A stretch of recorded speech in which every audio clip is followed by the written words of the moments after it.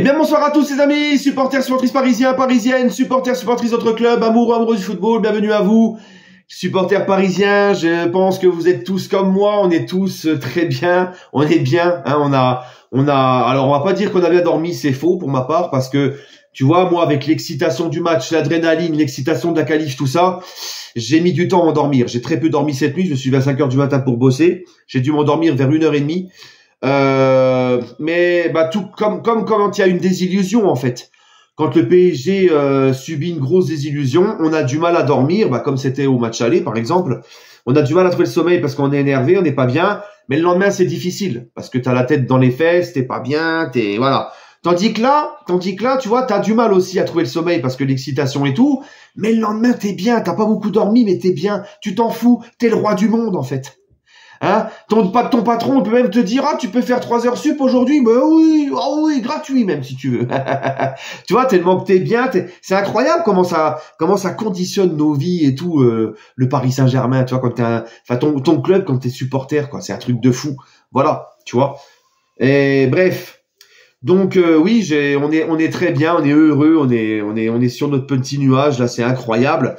Voilà les amis. Donc je voulais juste faire une petite vidéo pour revenir sur quelques points du match, parce que c'est vrai qu'hier, vous l'avez tous constaté, c'était plus un débrief complètement folle dingue de ma part, complètement ouf, excité comme une puce, hein, je tenais même pas en place, c'est pour ça que j'étais debout, complètement lunaire, c'était limite mon genou qui a fait le débrief à ma place. C'était un débrief chambrage, c'était voilà l'émotion, le folklore, j'étais complètement hystérique. Donc là, je voudrais faire un petit débrief à froid pour parler un petit peu plus posé de certains points du match que j'estime importants. Et puis pour les Barcelonais qui se sont offusqués de mon chambrage, soi-disant à outrance, il y en a qui m'ont sorti ça, que j'avais trop chambré hier, que j'aurais dû doser et tout. Je vous avais prévenu. Je vous avais dit que je serais insupportable en cas de qualification.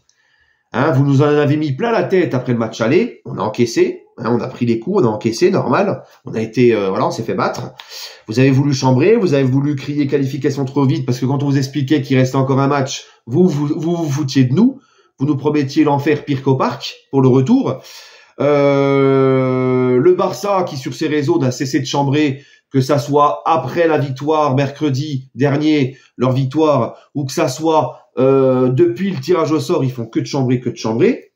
Pour ça, je vous avais dit, attention, ok, il n'y a pas de souci, nous on encaisse, mais si ça bascule dans notre sens, si c'est nous qui nous qualifions, il va falloir assumer tout votre chambrage, parce que je l'avais dit, j'avais prévenu, je serais insupportable en cas de qualification. Voilà.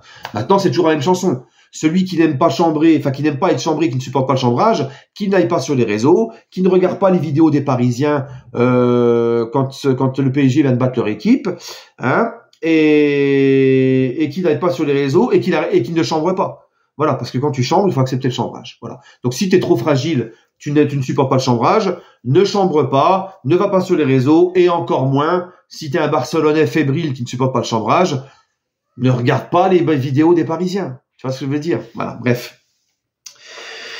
Donc les amis, je voudrais revenir sur ce match. Alors déjà, parler du fait de jeu, parler de l'arbitrage. Alors moi, tu sais, hein, parce que les Barcelonais font que de chialer sur l'arbitrage depuis hier.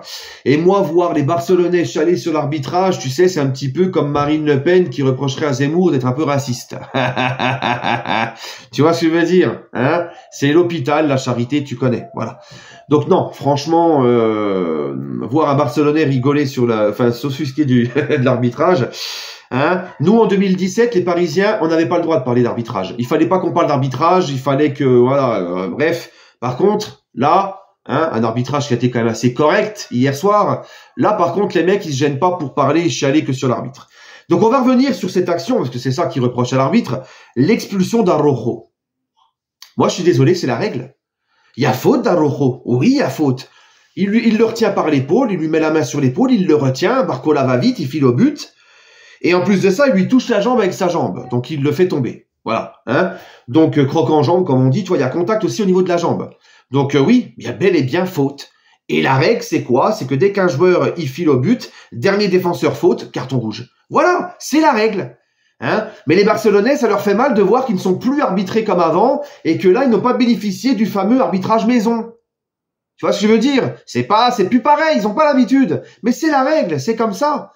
Et oui, le PSG, effectivement, c'était plus facile à 11 contre 10. Oui, ça nous a rendu la tâche facile, mais faut gagner à 11 contre 10, tu vois. Moi, je me rappelle en 2015 contre Chelsea, on gagne à Chelsea, on se qualifie à Chelsea, avec la tête de Thiago Silva, David Luiz, on est à 10 contre 11, plus d'une mi-temps. Tu vois ce que je veux dire? Chelsea n'a pas su en profiter. Marseille n'a pas gagné un match cette saison, à chaque fois que c'était à 11 contre 10, ils n'ont pas su gagner un match.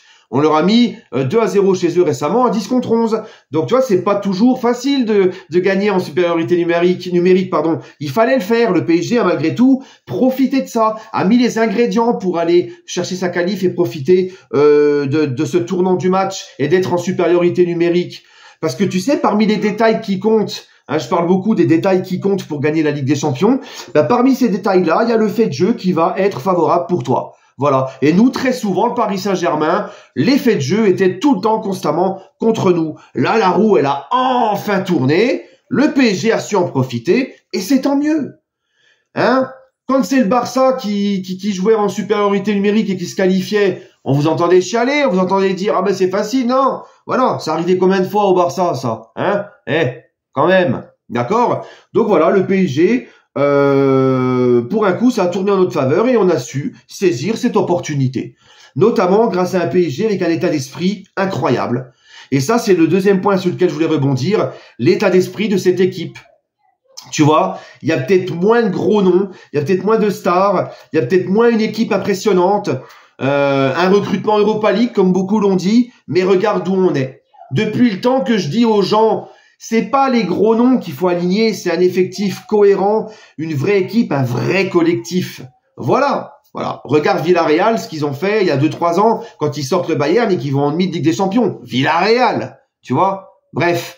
Donc voilà, le Paris Saint-Germain, les gars, nous a montré encore une fois de plus ce soir, malgré le fait qu'on n'a pas encore un effectif, on a encore des lacunes dans notre effectif, on a encore des manques, qu'on a un effectif très jeune, que oui, tout n'est pas parfait, mais le Paris Saint-Germain a montré hier que c'était une vraie équipe, un vrai collectif, chose qu'on ne voyait pas l'année dernière. Là, tout le monde court, tout le monde a fait les efforts, tout le monde s'est battu les uns pour les autres pour aller chercher cette qualif, créer l'exploit, et un truc qui a changé aussi dans le PSG, c'est cette mentalité. Là, les gars, tu prends le premier but du Barça, tu perds le match aller 3-2, tu prends le premier but de la première action du Barça dans les 10-12 premières minutes, dans le premier quart d'heure, tu prends ce premier but, le PSG de l'année dernière, il s'effondrait, il remontait jamais. Là, le PSG a continué de jouer, n'a pas paniqué, et le PSG a été chercher sa qualif. C'est quand même très fort niveau mental ce qu'a fait le PSG hier. Et ça, c'est nouveau dans le Paris Saint-Germain. Ça, on ne le voyait plus au PSG. Hein, depuis très longtemps. D'accord? Donc moi, je suis très content. Et ça, c'est au crédit de Luis Enrique.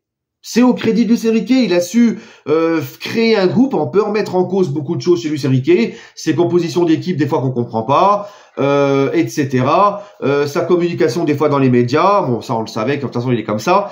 Mais voilà, au niveau de comment il a créé un groupe, comment cette équipe travaille. Dembélé l'a dit. On a travaillé toute la semaine très dur pour préparer ce match. Hein, donc ça bosse. Plus d'affaires extrasportives au niveau des joueurs, ça bosse, c'est sérieux, une vraie équipe, un vrai groupe. T'as vu hier les remplaçants comme Soler qui joue quasiment plus, Ramos qui est même pas rentré, tout ça, les mecs tous ensemble en train de sauter de joie lors du 4e but, tout le monde impliqué, tout le monde impliqué, que ça soit titulaire, remplaçant, un vrai groupe est né, une vraie équipe, et ça les gars, bah, ça vaut tout, ça vaut toute l'or du monde sur un terrain, ça. Tu vois, c'est le plus important.